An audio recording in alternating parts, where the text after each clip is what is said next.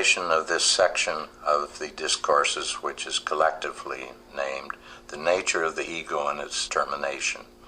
This is part 2, entitled The Ego as an Affirmation of Separateness. The ego is an affirmation of separateness.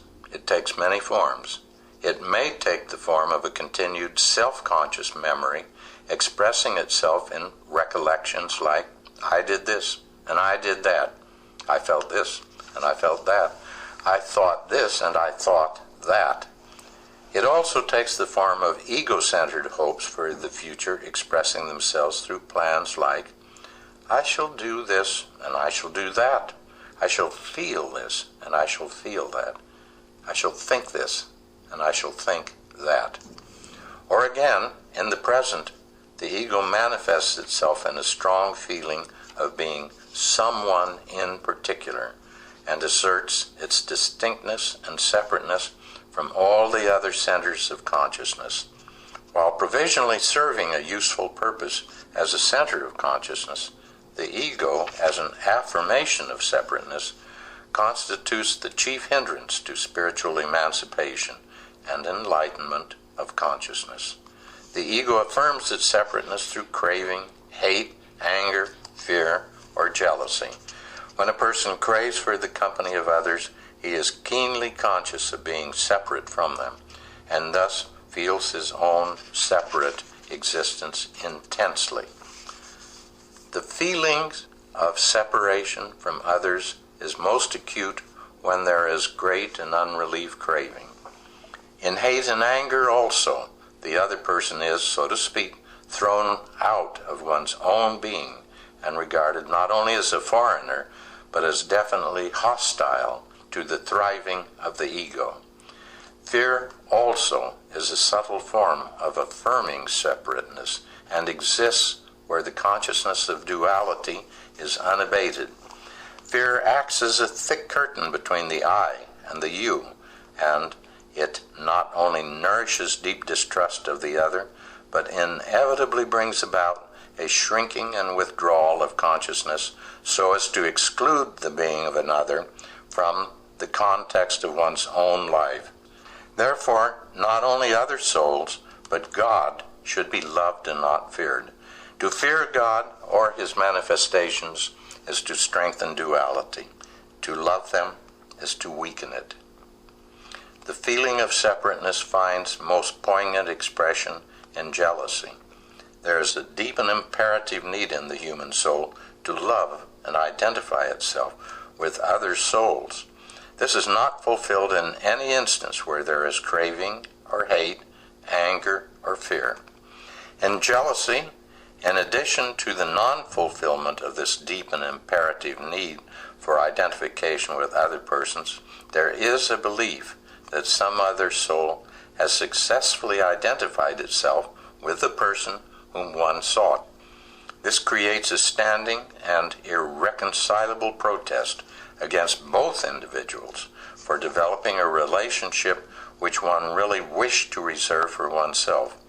All exclusive feelings like craving, hate, fear, or jealousy bring about a narrowing down of life and contribute to the limitation and restriction of consciousness.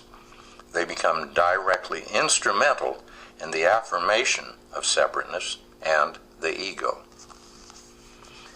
Every thought, feeling, or action which springs from the idea of exclusive or separate existence binds. All experiences, small or great, and all aspirations, good or bad, create a load of impressions and nourish the sense of the I.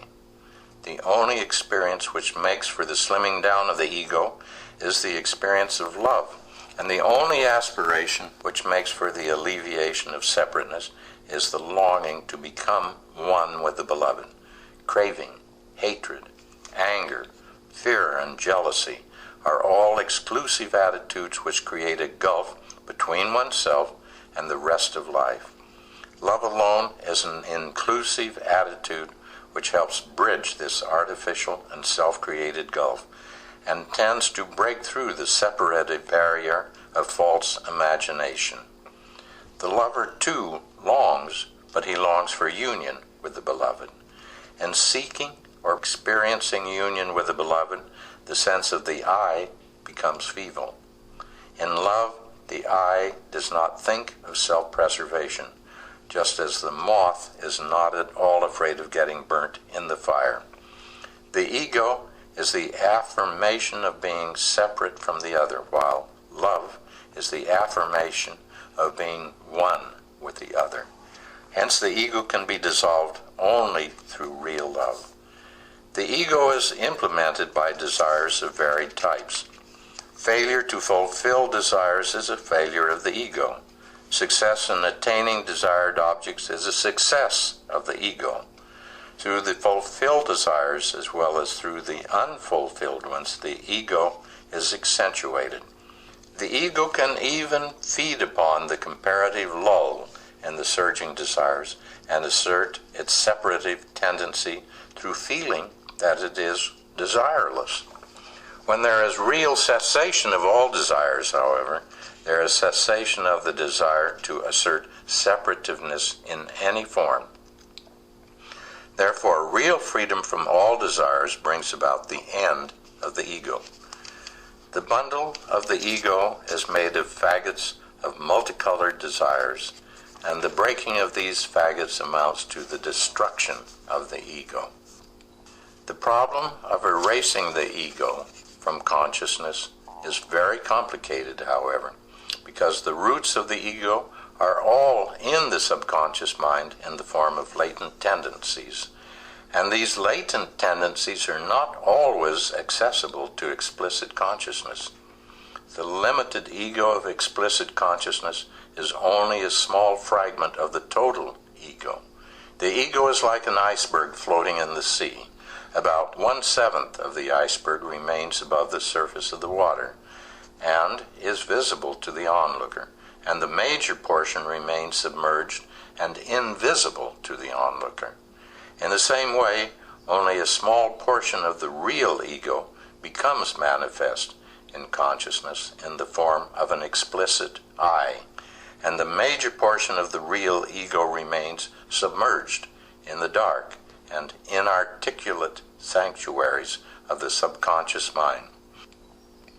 The explicit ego, which finds its manifestation in consciousness, is by no means a harmonious whole. It can and does become an arena for multitudinous conflicts between opposing tendencies. It has a limited capacity, however, for allowing simultaneous emergence of conflicting tendencies. Two persons have to be at least on speaking terms if they are to enter into articulate wrangling. If they are not on speaking terms, they cannot bring themselves to quarrel on common ground. In the same manner, two tendencies which can enter into conscious conflict must have some common ground. If they are too disparate, they cannot find admittance into the arena of consciousness, even as conflicting tendencies, but have to remain submerged in the subconscious mind until they are both modified through the tension exerted by the diverse activities connected with the conscious mind. Although the entire ego is essentially heterogeneous in its constitution, the explicit ego of consciousness is less heterogeneous than the implicit ego of the subconscious mind. It operates as a formidable whole compared with the isolated subconscious tendencies which seek to emerge in consciousness. The organized ego of explicit consciousness thus becomes a repressive barrier which indefinitely prevents several constituents of the implicit ego from access to consciousness. All the problems of the ego can be tackled only through intelligent and conscious action, and therefore complete annihilation of the ego is possible only when all the constituents of the ego pass through the fire of intelligent consciousness. The action of intelligent consciousness on the components of the explicit ego is important, but in itself it is not sufficient for the desired results. The components of the implicit ego of the subconscious mind have to be brought to the surface of consciousness somehow, and become parts of the explicit ego, and then be submitted to the action of intelligent consciousness. If this is to be achieved, there has to be a weakening of the explicit ego in such manner as to allow the emergence into consciousness of those desires and tendencies which could not hitherto find admittance into the arena of consciousness. This release of inhibited tendencies naturally brings about additional confusion and conflict in the explicit ego. Therefore, the disappearance of the ego is often accompanied by intensified conflicts in the arena of the conscious mind rather than by any comfortable easing of them.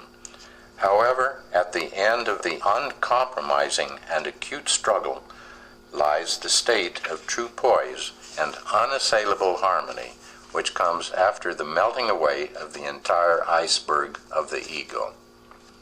The digging out of the buried roots of the ego from the deeper layers of the subconscious and bringing them to the light of consciousness is one important part of the process of wiping out the ego. The other important part consists in the intelligent handling of desires after they gain entrance to the arena of consciousness. The process of dealing with the components of explicit consciousness is by no means clear and simple, for the explicit ego has a tendency to live through any one of the opposites of experience. If it is ousted from one opposite by the intensive operation of intelligent consciousness, it has a tendency to move to the other extreme and live through it. Through repeated alternation between the opposites of experience, the ego eludes the attack of intelligent consciousness and seeks to perpetuate itself. The ego is hydra-headed and expresses itself in numberless ways. It lives upon any type of ignorance. Pride is the specific feeling through which egoism manifests. A person can be proud of most unimportant and silly things. Instances are known of persons developing their nails to an abnormal length and preserving them, despite much inconvenience to themselves, for no other reason than to assert separateness from others. The ego must magnify its attainments in a grotesque manner if it is to live in them. Direct assertion of the ego through self-display in society is very common, but if such direct assertion is prohibited by the rules of decency, the ego has a tendency to seek the same result through the slander of others. To portray others as evil is to glorify oneself by suggesting a comparison, which the ego would fain develop, but abstains from it for other reasons. The ego is activated by the principle of self-perpetuation and has a tendency to live and grow by any and all means not close to it. If the ego faces curtailment in one direction and it seeks compensating expansion in another, if it is overpowered by a flood of spiritual notions and actions, it even tends to fasten upon this very force which is originally brought into play for the ousting of the ego. If a person attempts to cultivate humility in order to relieve himself of the monstrous weight of the ego and succeeds in doing so, the ego can with surprising alacrity transfer itself to this attribute of humility.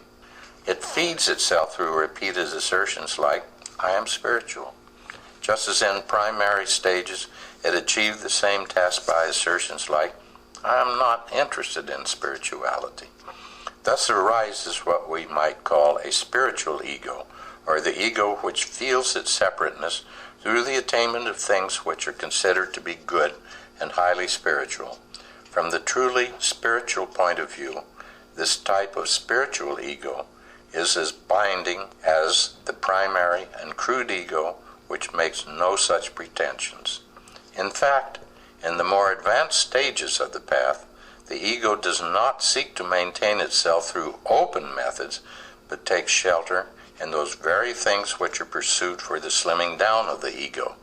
These tactics of the ego are very much like guerrilla warfare, and are the most difficult to counteract.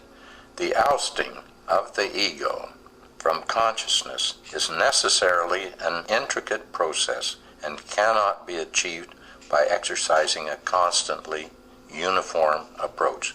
Since the nature of the ego is very complicated, an equally complicated treatment is needed to get rid of it.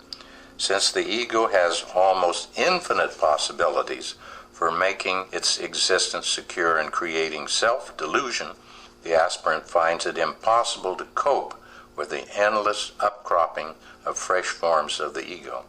He can hope to deal successfully with the deceptive tricks of the ego only through the help and grace of a perfect master. In most cases, it is only when the aspirant is driven to realize the futility of all his efforts that he approaches the master. By himself, he can make no headway towards the goal which he dimly sights and seeks. The stubborn persistence of the ego exasperates him, and in this clear perception of helplessness, he surrenders to the master as his last and only resort. The self-surrender amounts to an open admission that the aspirant now has given up all hope of tackling the problems of the ego by himself, and that he relies solely upon the master. It is like saying, I am unable to end the wretched existence of this ego. I therefore look to you to intervene and slay it. This step, however, turns out to be more fruitful than all other measures which might have been tried for the slimming down and subsequent annihilation of the ego.